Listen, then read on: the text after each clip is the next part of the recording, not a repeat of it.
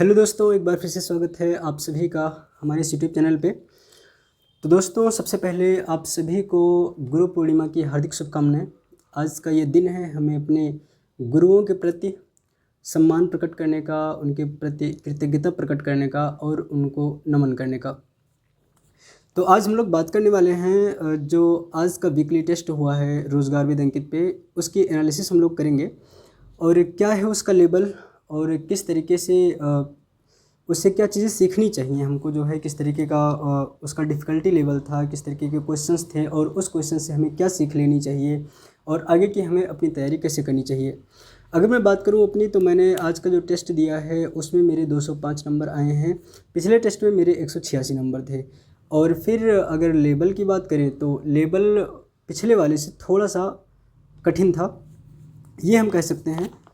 और अगर बात करें कि आज के टेस्ट को हमें एनालिसिस कैसे करना है, कैसे समझना है उस चीज़ को, तो आप लोग ये समझिए कि सबसे पहले हम लोग बात करते हैं जीके की। अगर जीके जीएस की बात करें तो उसमें एक क्वेश्चन पूछा गया भोटिया नृत्य।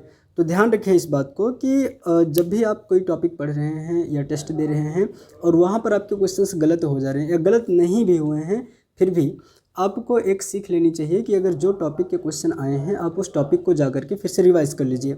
जब यहाँ पर भोटिया नृत्य पूछा गया है तो ये तो हमें पता चल गया कि भोटिया नृत्य सिक्किम का है, लेकिन इसके साथ अब आपको क्या करना है कि भारत में जो लोक नृत्य हैं अलग अलग राज्यों के, एक बार आप उनको रिवाइज़ कर लीजिए।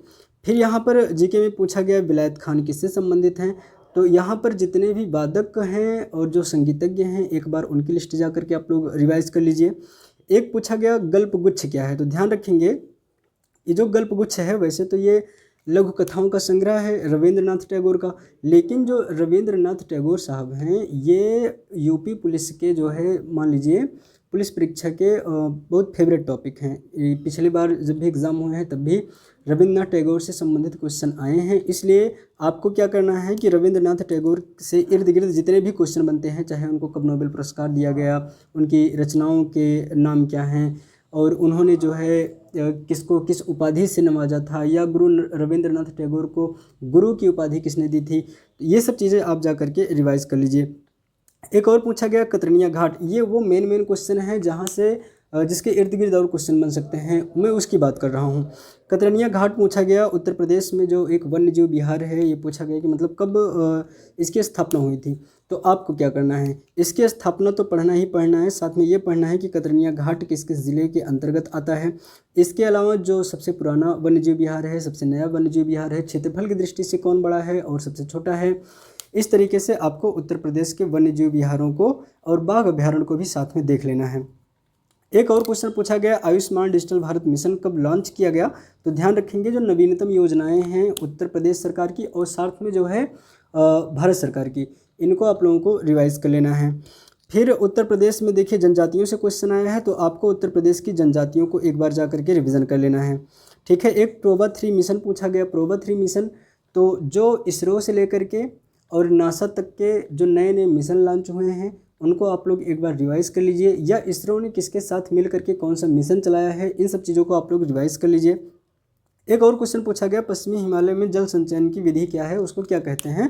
तो ये थोड़ा सा डिफ़िकल्ट हो जाएगा और वैसे कोई दिक्कत नहीं है, आप लोग अगर मिल जाए ये चीज़ तो पढ़ लीजिए, बाकी यहाँ से तो ज़्यादा दिक्कत नहीं है। फिर एक और क्वेश्चन पूछा गया कि भारत में अप्रत्यक्ष निर्वाचन कब शुरू हुआ था। तो ध्यान रखेंगे भारत में अप्रत्यक्ष निर्वाचन कब शुरू हुआ, ये तो पढ़ना ही पढ़ना है। उसके साथ में भारत में प्रत्यक्ष निर्वाचन कब शुरू हुआ, ये भी आपको पढ़ना है। और जब संविधान विकास हो रहा था, है ना, संविधान के निर्माण से पहले जो एक्ट आए थे उसके शुरुआती चरण में, चाहे वो 1773 के रहे हों, 1891 के रहे हों, उन सबको आप लोगों को जो है रिवाइज कर लेना है। और एक क्वेश्चन पूछा गया राजीव गांधी विमानन विश्वविद्यालय कहाँ है। तो उत्तर प्रदेश में जो तमाम केंद्रीय विश्वविद्यालय हैं, अंतर्राष्ट्रीय संगठन से लेकर के, इन सारी चीज़ों को आप सबको पढ़ लेना है। साथ में अनुसंधान केंद्रों को भी रिवाइज कर लेंगे। एक क्वेश्चन था बिहार जनघनत्व, बिहार का जो जनघनत्व है वो कितना है। तो ये हमें बताता है कि जो भारतीय जनगणना है, एक बार आप उस टॉपिक को पूरा पढ़ लीजिए कि बिहार भारत के साथ साथ जो है उत्तर प्रदेश और कुछ और राज्यों के जो है उनका जनघनत्व, उनका जो है जनगणनीय जो डाटा दिया गया है ना, जनसंख्या से संबंधित, उन सबको आप सभी को जो है रिवाइज कर लेना है, चाहे वो साक्षरता हो, चाहे वो जनघनत्व हो, या इसी तरीके के और भी चीज़ें जो भी जनगणना से संबंधित बनती हैं, इन सबको आप सभी को रिवाइज कर लेना है। एक टॉपिक और अगर हम बताएं तो विवेकानंद रॉक मेमोरियल पूछा गया, तो इससे आपको क्या करना है कि विवेकानंद रॉक मेमोरियल के साथ साथ आपको भारत में जो भी ऐतिहासिक स्थल हैं उन सबको रिवाइज कर लेना है कि कौन कहाँ पर स्थित है और उनकी क्या खासियत है। ये तो हो गया हमारे पास जीके जीएस का पोर्शन। अगर हम लोग बात करें हिंदी की, तो हिंदी में ध्यान दीजिए, हिंदी में बहुत सारे आज क्वेश्चन ऐसे थे जो कन्फ्यूजन में डालने वाले थे। जैसे एक उपमा अलंकार से क्वेश्चन पूछा गया। उपमा अलंकार से ज़्यादातर नॉर्मली क्वेश्चन तो बनते हैं, लेकिन आज जो पूछने का तरीका था उसका बहुत ही डिफरेंट था, बहुत ही कन्फ्यूजिंग था।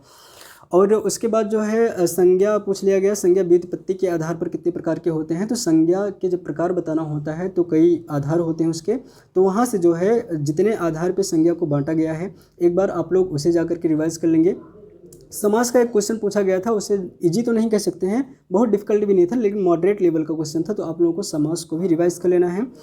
और एक पूछा गया है भोर का तारा, ये एकांकी लिखा गया है। भोर का तारा ये किसकी रचना है, सूरदास के जो गुरु थे उनका नाम क्या है। और एक पूछा गया अंचल जो है किस साहित्यकार का उपनाम है। तो आपको ये 3 टॉपिक जाकर के रिवाइज कर लेना है तुरंत। समास विग्रह आप लोग पढ़ेंगे, और कुछ साहित्यकारों की जो रचनाएं हैं उनको आप लोग पढ़ेंगे, और कुछ साहित्यकारों के जो नाम हैं उपनाम, अगर जैसे कि ये अंचल हो गया है ना, ऐसे अज्ञेय जी हैं, तो इसी तरीके से कई साहित्यकार हैं जिनके कुछ उपनाम दिए गए हैं, आप लोग उसे जाकर के रिवाइज ज़रूर कर लें। और जैसे यहाँ पर दे दिया गया सूरदास के गुरु का नाम बताइए, तो आपको जो है कबीरदास के भी गुरु का नाम याद करना है, मीराबाई के भी गुरु का नाम याद करना है। जो भी जो मुख्य साहित्यकार और मुख्य कवि या कवित्री रहे हैं उनके गुरुओं के नाम और उनकी रचनाओं को एक बार जाकर के आप लोग जरूर रिवाइज करें। ये जो हम बता रहे हैं ये आपके जो है अगले 3 दिन का जो है वर्क है, और ये 3 दिन का वर्क करने के बाद आप लोग फिर से सारी चीज़ों को पढ़ेंगे और अगले संडे को फिर से अच्छा करने की कोशिश करेंगे। और यहाँ पर एक और है घनाक्षरी छंद। देखिए घनाक्षरी छंद पूछा गया किस प्रकार का छंद है, तो आपको छंद जा करके पढ़ लेना है, जिसमें मात्रिक छंद और वर्णिक छंद हैं, उन सब के क्या लक्षण हैं, उनको पहचानने का तरीका क्या है, ये सब आप लोग जा करके रिवाइज कर लीजिएगा। ये तो रही हिंदी की बात और हो गई जीके की बात। अब हम लोग बात करते हैं रीजनिंग की। तो देखिए रीजनिंग में आज बहुत सारे क्वेश्चन ऐसे थे तो जो वास्तव में मॉडरेट लेवल के थे, कुछ क्वेश्चन डिफिकल्ट लेवल के भी थे।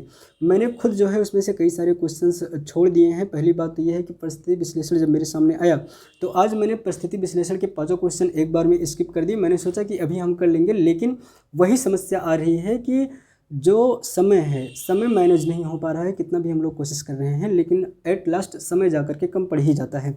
और इसी चक्कर में आज मेरे मैथ्स के भी कुछ क्वेश्चन फिर से छूटे हैं जो सॉल्व हो सकते थे, लेकिन समय कम रहने की वजह से मैं उन सारे क्वेश्चंस को सॉल्व नहीं कर पाया हूँ।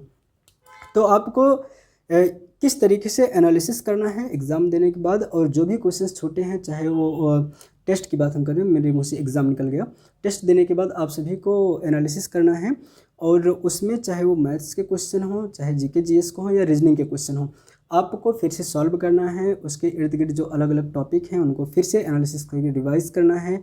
और अगर आपने पहले कभी नहीं पढ़ा है तो एक बार फिर से उसे पढ़िए, शार्ट नोट बनाइए, लेकिन जो है तैयारी आप लोग अच्छे से करिए, है ना।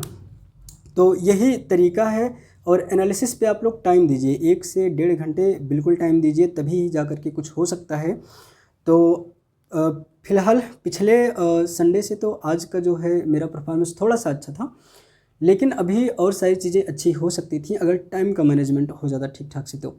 तो चलिए, आप लोगों ने कैसा किया है टेस्ट, आपके क्या स्कोर रहे हैं, आप लोग कमेंट में बता सकते हैं। आपको कौन सी दिक्कतें आ रही हैं आप लोग बिल्कुल हमें बताइए, और जो हमसे हो सकता है आपको हम सलाह देंगे और साथ में तैयारी करते रहेंगे। मिलते हैं अगली वीडियो में, तब तक के लिए बाय बाय, जय हिंद।